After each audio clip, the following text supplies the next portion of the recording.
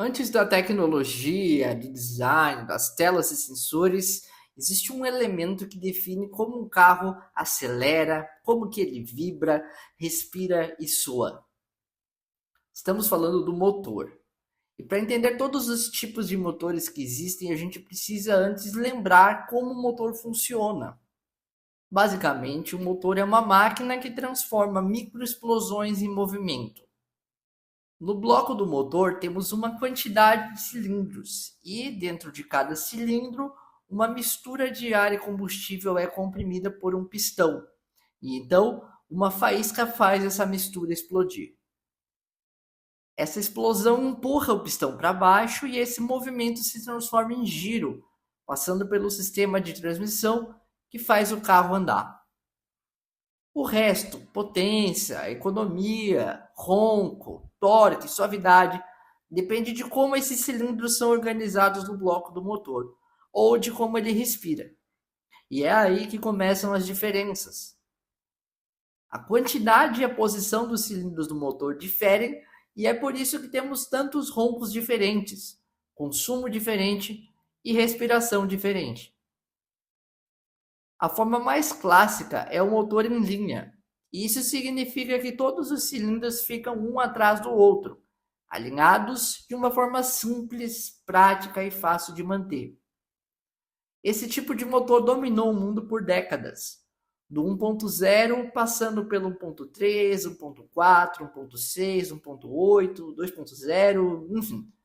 Lá no Gol Quadrado ou no Uno, seja no Palio, no Onix, HB20, Corolla, Civic, Golf, quase tudo que você vê na rua tem um motor em linha.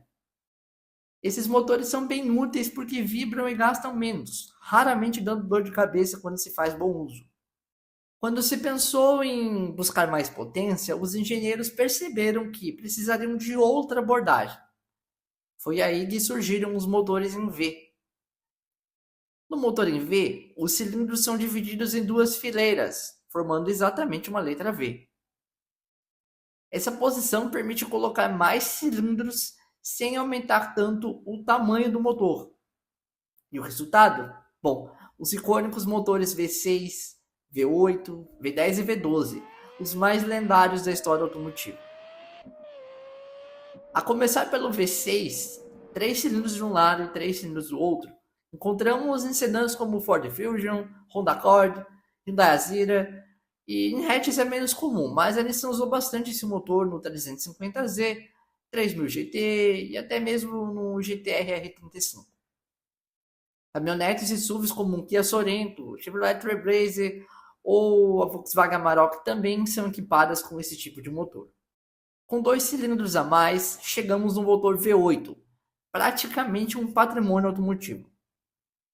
Dos roncos graves e borbulhantes nacionais do Ford Maverick GT ou americanos do Ford Mustang, Camaro, Dodge Charger, passando pela esportividade de uma BMW M5, Mercedes AMG GT63 e Audi RS6, até o requinte de diversas Ferraris, todos usam esse tipo de motor.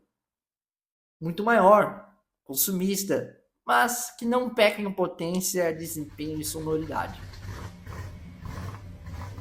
Adicionando ainda mais 2 cilindros, chegamos nos motores V10, 5 cilindros para um lado e 5 para o outro. Eles ficaram famosos na Fórmula 1 dos anos 90 e 2000, motores de mais de 18 mil giros que marcaram uma geração inteira com seu som único, mas também equiparam máquinas fora do circuito. Um bom exemplo é o Audi R8, um icônico que utilizou o motor V10, inclusive compartilhando plataforma com o Lamborghini, que por sua vez equipou a Gallardo e Huracan com um motor desses. Lá na terra do tio Sam, o Dodge Viper também ganhou um V10, e do outro lado do mundo, o Lexus LFA também merece reconhecimento. Os alemães não ficaram de fora e incluíram o V10 em BMW M5 dos anos 2000, a Volkswagen Touareg Turbo Diesel e, não menos importante, no lendário Porsche Carrera GT. Infelizmente, esse motor é uma tecnologia em extinção devido a regulamentações de emissões mais rigorosas e a busca por eficiência através de motores menores com turbo ou sistemas híbridos. Enfim, chegamos aos V12, onde 6 cilindros se posicionam de um lado e outros 6 de outro. O ápice da esportividade. Máquinas icônicas como Ferrari 812, ou até mesmo a Puro Sangue, Daytona, SP3 e Lamborghini Aventador, Revuelto, o McLaren F1, Pagani Zonda, Aston Martin, BMW Série 7 e muitos Rolls Royce escondem o motor V12 debaixo do capô. Motores em V são potentes, são equilibrados e feitos para quem busca desempenho, mas são mais caros e mais complexos.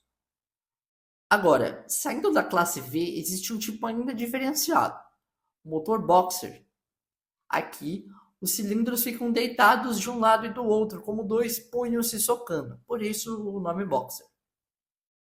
O exemplo mais famoso, acredite se quiser, o Fusca. Sim, o motor do Fusca é um Boxer de 4 cilindros, refrigerado a ar. E essa configuração também aparece em carros como o Subaru WRX, BRZ e, claro, nos Porsche 911. O grande segredo do boxe é o equilíbrio perfeito e o centro de gravidade baixíssimo. Isso deixa o carro estável, colado no chão. Mas por exigir um projeto específico, virou um motor raro. E por falar em raridade, os dois últimos tipos que eu vou trazer agora são exclusivíssimos. A começar pelos motores W, usados em geral pelo grupo Volkswagen.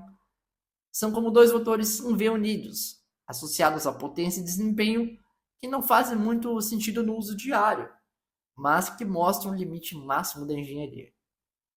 O W12 da Bentley é conhecido pela força e suavidade, sendo utilizado há muitos anos em seus modelos de ultra luxo, marcada pela fabricante que mais popularizou essa arquitetura de motor.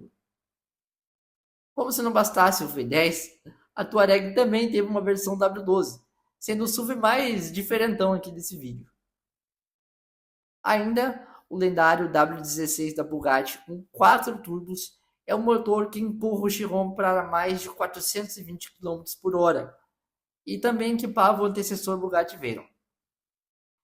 Mas não acaba por aí, existe ainda algo mais impressionante, o motor rotativo Wankel. Criado pelo alemão Felix Wankel, é um tipo de motor de combustão interna que utiliza um rotor triangular em vez dos pistões e bielas dos motores convencionais, para converter ali a pressão em movimento de rotação. Esse motor se destaca pelo seu design compacto. É uma operação suave e também traz altas rotações. A Mazda foi quem apostou e popularizou e mais investiu nesse motor, com um rotor triangular que gira dentro de uma câmara oval, ou seja, nada de movimento alternado, nada de válvula subindo e descendo. Tudo é rotativo, suave e compacto. Esse motor ficou famoso no Mazda RX-7 e no RX-8, que gritavam fácil ali acima dos 8.000 RPM. A Wankel tornou um dos motores mais cultuados da história automotiva, tanto pelo seu ronco inconfundível quanto pela vitória lendária da Mazda nas 24 horas de Le Mans, com o famoso 787B, o único carro com motor rotativo a vencer a prova até hoje. Até aqui falamos da forma do motor, mas falta outro ponto crucial: como ele respira. O motor aspirado, por exemplo, é o mais tradicional. Ele admite um ar naturalmente sem ajuda. É simples, confiável e previsível. Carros como Corolla, ou Hilux, Honda Fit, vários Gol, Uno, Palio usam motores aspirados clássicos. Mas a partir dos anos 2010, o mundo virou para o motor turbo. O turbocompressor funciona como um soprador de ar. Ele empurra mais oxigênio para dentro do motor, permitindo explosões maiores. Isso traz mais potência e muito mais torque, mesmo em motores pequenos em baixa rotação. E hoje, praticamente todos os carros têm turbo, desde os motores 1.0, passando pelo 1.3, 1.4, 1.6 e além. São comumente encontrados nas linhas TSI, TGDI, GLI, SI e outros turbos por aí. A lista é enorme. A vantagem é clara: mais força, mais economia, respostas mais rápidas, mais desempenho. O ponto fraco é que exige manutenção em dia, óleo de qualidade e um aquecimento adequado. Fora isso, também existe o Supercharger, menos comum, mas ícone em carros americanos como o Dodge Charger e Challenger SRT, também nos Corvettes ZR1, Camaro ZL1 em alguns modelos.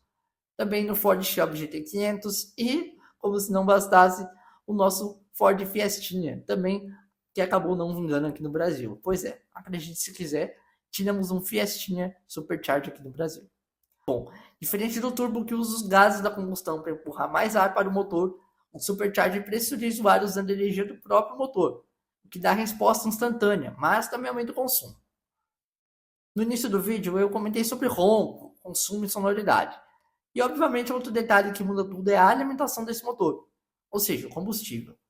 A gasolina, álcool, flex, diesel, GNV, claro, chegamos a uma nova era de motores híbridos.